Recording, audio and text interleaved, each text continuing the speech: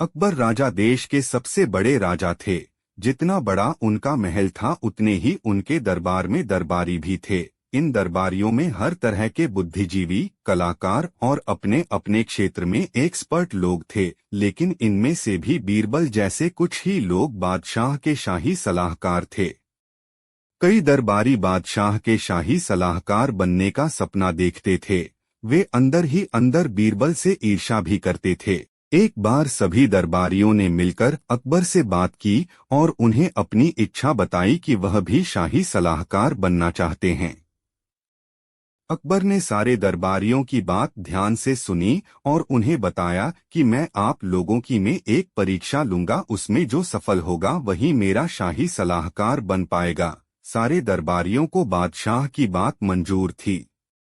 बादशाह अकबर ने तुरंत दरबारियों की परीक्षा लेने की ठानी। अकबर अपने सिंहासन से उठा, अपने कमर पर लपेटा हुआ कपड़ा खोलकर जमीन पर लेट गया और दरबारियों को कहा, जो भी इस वस्त्र को मेरे सिर से लेकर पैर तक ढकने में कामयाब हो जाएगा वही मेरा शाही सलाहकार नियुक्त किया जाएगा।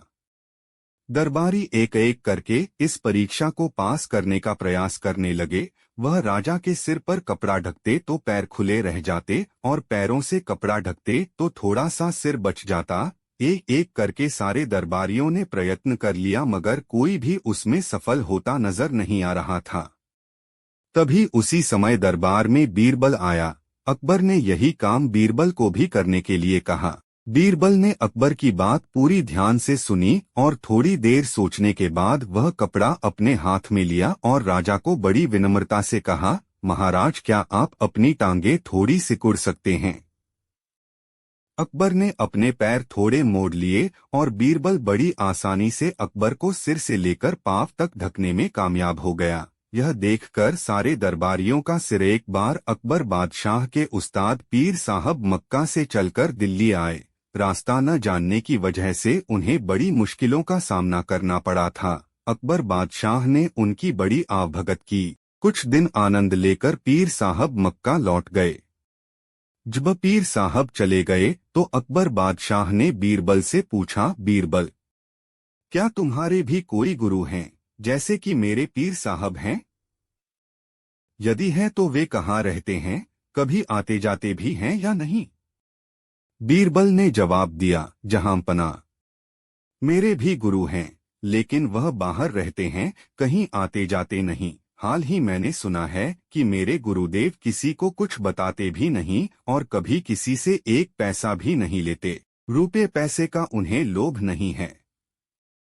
यह सुनकर बीरबल के गुरु के प्रति अकबर बादशाह के मन में श्रद्धा उत्पन्न हुई और उन्होंने बीरबल से अपने गुरु से मिलवाने का आग्रह किया।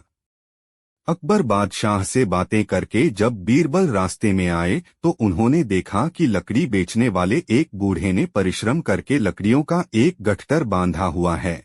वह सुबह से शाम तक इधर उधर भटका, पर किसी ने भी उसे उचित मूल्य देकर वह गट्ठर नहीं खरीदा। लाचार होकर बूढ़ा लकड़हारा गट्ठर अपने घर वापस लिए जा रहा था। पहले तो बीरबल ने उस लकड़ी बेचने वाले से लकड़ियों के उस गट्ठर का मूल्य पूछा, फिर उसे अपने घर ले गए और उससे बोले, मालूम होता है कि तुम समय के कुचरक में फंसकर इस दीन अवस्था में पहुंचे हो। बीरबल ने उसे अच्छे साफ सुथरे वस्त्रों और काली जटा इत्यादि से युक्त ब्राह्मण साधु बना दिया। उसके हाथ में रुद्राक्ष की माला दे दी। फिर एक बड़े मंदिर के पीछे मृगचर्म के आसन पर बैठाकर उससे बोला, तुमसे मिलने बड़े बड़े अमीर उमराव आएंगे, पर उनसे तुम बिल्कुल मत बोलना। तुम्हें कितनी ही बहुमूल्य वस्तुएं वे क्यों न दिखाएं, पर तुम उनकी तरफ आंख भी मत उठाना। तुमसे जो कुछ भी पूछें उसका जवाब मत देना। बस अपने ध्यान में रहना और सिर्फ माला फेरते रहना, ध्यान रहे। यदि इसके अलावा तुमने कोई भी हरकत की तो तुम्हारी खैर नहीं, क्योंकि मैं तुम्हारी हरकतों को देखता रहूंगा।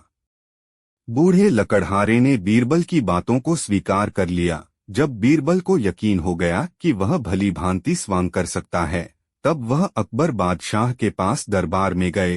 दरबार में उस समय सभी दरबारी उपस्थित थे। बीरबल ने अकबर बादशाह को अपने गुरु के आने की शुभ सूचना दी और कहा, पहले तो गुरुदेव ने दर्शन देने से इनकार किया, पर मेरे खुशामद करने पर वह पधारे हैं। और मंदिर के पिछले हिस्से में आसन जमाए हुए हैं।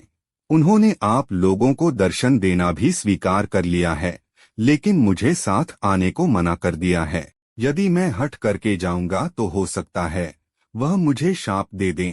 अतः आप और लोगों के साथ उनके दर्शन करने के लिए जा सकते हैं।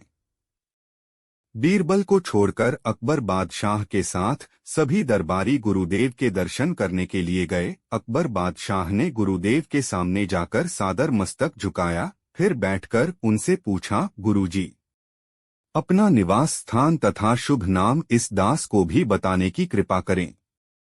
गुरुदेव भी किसी ऐसे वैसे के चेले नहीं थे। अकबर बादशाह की बातें सुनी अनसुनी करके वह अपने ध्यान में ही रहे। अकबर बादशाह फिर बोले, भगवन, मैं सारे हिंदुस्तान का बादशाह हूँ और आपकी प्रत्येक इच्छा पूर्ण करने में समर्थ हूँ। आप कृपा करके एक बार मेरी ओर नजर उठाकर देख लें तो मैं आपको धन्य समझूंगा। इस पर भी जब गुरुदेव ने ध्यान नहीं दिया तो अकबर बादशाह ने 10,000 रुपए मूल्य का कड़ा, जिसे वह स्वयं पहने हुए थे, हाथ से उतारकर गुरुदेव के चरणों में यह सोचकर रख दिया कि लालच में शायद कुछ आशीर्वाद देकर इस बहुमूल्य कड़े को स्वीकार कर लें। परंतु जब कुछ नतीजा न निकला तो निराश होकर अकबर बादशाह वहां से उठ खड़े हुए और बोले, जो आदमी अतिथि के साथ ऐसा व्यवहार करे उस कठोर हृदय से बातें करना भी मूर्खता है। अकबर बादशाह को क्या पता था कि ऐसे मूर्ख से सामना होगा। उन्होंने वह कड़ा बीरबल के यहाँ भिजवा दिया, क्योंकि दान की वस्तु बादशाह के महल में कैसे आ सकती थी। अगले दिन गुरुदेव का सारा हाल सुनाकर अकबर बादशाह ने बीरबल से पूछा, मूर्ख मिले तो क्या करना चाहिए। बीरबल बोले, उस समय चुप रहना ही अच्छा है।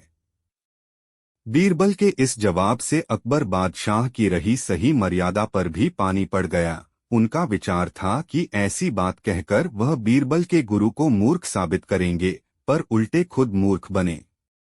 अकबर बादशाह को चुप देखकर बीरबल बोले, जब मैंने पहले ही उनका स्वभाव आपको बता दिया था कि उन्हें रुपए पैसे का लालच नहीं है, कभी किसी के दरवाजे पर वह नहीं जाते, और मेरे कहने पर बड़ी मुश्किल से तो वह मिलने को राजी हुए थे, फिर आपने उन्हें लालच क्यों दिया। आपने अपशब्द कहकर गुरु का अपमान किया है। आपको धन दौलत का घमंड है, इसलिए वह आपसे नहीं बोले। बीरबल की बात सुनकर अकबर बहुत लज्जित हुए, शर्म से झुक गया, और उन्होंने उस दिन के बाद कभी भी शाही सलाहकार बनने की बात अकबर से नहीं की। अकबर और बीरबल की शानदार कहानी आपको कैसी लगी कमेंट सेक्शन में जरूर बताइएगा। हम आपके लिए नई नई हिंदी कहानियां हर दिन लाते रहेंगे। आप हमारी कहानी संग्रह की और कहानियां भी यहां से पढ़ सकते हैं।